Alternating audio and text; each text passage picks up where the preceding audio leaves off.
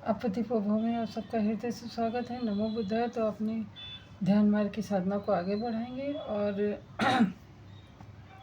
आप लोगों ने गुरु जी को सुना।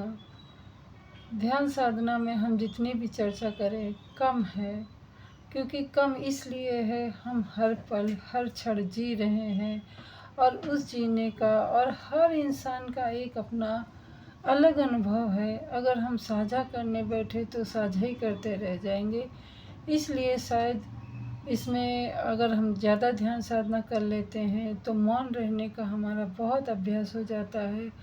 और जब ये बात समझ में आ जाती है कि ये संसार का जो हकीकत है, हम लोगों की जो हकीकत है, वो जब समझ जाती है कि हम लोगों का कोई अस्तित्व नहीं है। अगर देखा जाए तो एक हम लोग किसी के द्वारा एक जीवन चक्र में बंधे हुए हैं और उस जीवन चक्र को तोड़ने का जो भी साधन है बुद्ध ने बताया, ध्यान और मौन रहना और जो भी हमारी वेदना संवेदना प्रतिक्रिया जो भी होती है उसको अनित्य कहना, दोनों के अनित्य और नित्य में दोनों में समता भाव रखना, दोनों का बैलेंस बना के रखना, समभाव में जीना, यही तो बुद्ध ज्ञान है, यही तो बुद्ध धर्म है। फिर हम बुद्ध धर्म को उसके यथा स्वरूप को छोड़ करके कोई भी धर्म हो, सारे धर्मों में सभी ने तर्क संगत और ज्ञानपूर्ण बातें बताई हैं। हम इंसान क्या करते हैं, हमारे जो मतलब की चीज़ें रहती हैं उसको हम एक्सेप्ट कर लेते हैं, हमारे जीवन के लिए जो फ़ायदा करती हैं उसको हम आगे बढ़ाते हैं। हम इस तुच्छ जीवन में इस कदर भूल जाते हैं कि हम इस संसार में क्यों आए। एक छोटे से जीव से कह लीजिए, सूक्ष्म से सूक्ष्म भी अगर रखा जाए उस प्रकार के हम लोग जीवाणु हैं और उस जीवाणु का आकार इतना बड़ा हो जाता है कि हम इंसान बन जाते हैं। और वो जीवाणु जिस योनि में क्या बोलते हैं, हाँ योनि ही बोलेंगे ना, उसमें वो वैसे ही हो जाता है। तो यहाँ पे क्या अस्तित्व है, जीवाणु तो सभी एक जैसे हैं, उनमें तो कोई फर्क नहीं है।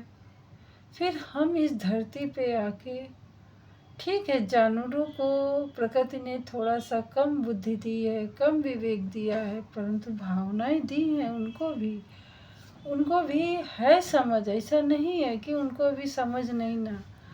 फिर हम इस धरती पे आके हम इस संसार में संसार के लोगों को किस प्रकार से विभाजित कर सकते हैं, किस प्रकार से हम उनको छोटा बड़ा ऊंच नीच और जाति धर्म में बांट सकते हैं, जबकि कोई महत्व नहीं है। सारा सार आँखों के सामने घूमता है इंसान के। कुछ इंसान ये सार समझ कर भी ना समझ बनते हैं, उनको आप क्या कहेंगे? उनको ये भी नहीं कहेंगे कि ये ना समझ है, समझदार बनकर भी, क्योंकि जब हम जन्म लेते हैं हमारी मर्जी नहीं रहती है। हम जीवन तब तक दूसरों के भरोसे जीते हैं जब तक हम अपने पैरों से अपनी समझ से चल फिर ना पाएँ और कमा के खा ना पाएँ, तब तक हम दूसरों के ही ऊपर आश्रित रहते हैं। फिर जब हम में समझ आती है, हम में बहुत सारी भावनाएं आ जाती हैं, उन भावनाओं में बह के हम भूल जाते हैं कि हम किसके सहारे खड़े हुए। हमारा जीवन का अंत होता है, जीवन का अंत सबका एक जैसा होता है, सबका जन्म एक जैसा होता है, सबका मरण एक जैसा होता है। फिर हम अलग कहाँ से हुए? सृष्टि भी है, एक ही आकाश है, एक ही धरती है, एक ही प्रकृति है, एक ही जल है, एक ही हवा है। उसने तो कभी अपना रूप नहीं चेंज किया। उसने तो कभी हम सबको नहीं बांटा कि हम इन लोगों को, कुछ वर्ग को इतना पानी देंगे, इतना शुद्ध पानी देंगे, या कुछ वर्ग को हम इतनी हवा देंगे, इतनी शुद्ध हवा देंगे। हाँ, ये फ़र्क है कि आधुनिक समाज में लोग अधिक साफ और अधिक गंदा में फ़र्क करने लगे हैं, वो भी किसके द्वारा? विज्ञान के द्वारा। अगर विज्ञान नहीं होता तो क्या वो फ़र्क कर पाते? परंतु फिर भी कुछ लोग विज्ञान को मानते ही नहीं ना। और विज्ञान भी कहाँ से निकला है? सॉरी, विज्ञान भी इसी ज्ञान से निकला है, इसी ध्यान से निकला है। फिर भी लोग समझते नहीं हैं। पता नहीं कौन सी भूल भुलैया में जीवन यापन किए जा रहे हैं। तो इस मतलब क्या कहेंगे ऐसे लोगों को कि सब कुछ आंखों के सामने है। कब कौन किस समय निकल जाए भरोसा ही नहीं ना। कितनी भी धन संपदा हो, कितने भी स्वस्थ हो, फिर भी आपका अगर नियंत्रित सांसें हैं, लिमिटेड सांसें हैं, लिमिटेड समय है, परंतु आप कितने भी बड़े वैज्ञानिक हो, ज्ञानी हो, ध्यानी हो, सब हो, हाँ अनुभव कर सकते हैं, अनुमान लगा सकते हैं, पर एग्जैक्टली नहीं कर पाएंगे। यहाँ पे मैं बुद्ध को अलग रख के बात कर रही हूँ। बुद्ध की बात अलग थी कि वो अपना मरने का समय निश्चित करते हैं, निर्धारित करते हैं, वो देख लेते हैं। देख हम सब भी लेंगे, परंतु क्या हम उस अवस्था तक पहुँच पाएंगे ज्ञान ध्यान में? क्या हम उस अवस्था को पार भी कर पाएंगे कि नहीं?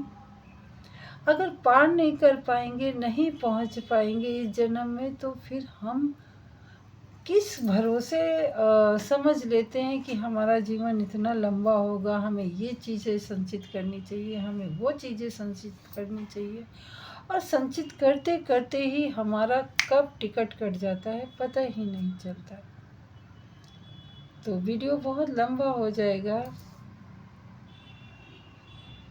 मैं यही कहूँगी कि इस जीवन की, इस यात्रा का अंत होने से पहले, इस जीवन की टिकट कटने से पहले आप सचेत हो जाइए, सही गाड़ी में बैठ जाइए, सही दिशा में चले जाइए।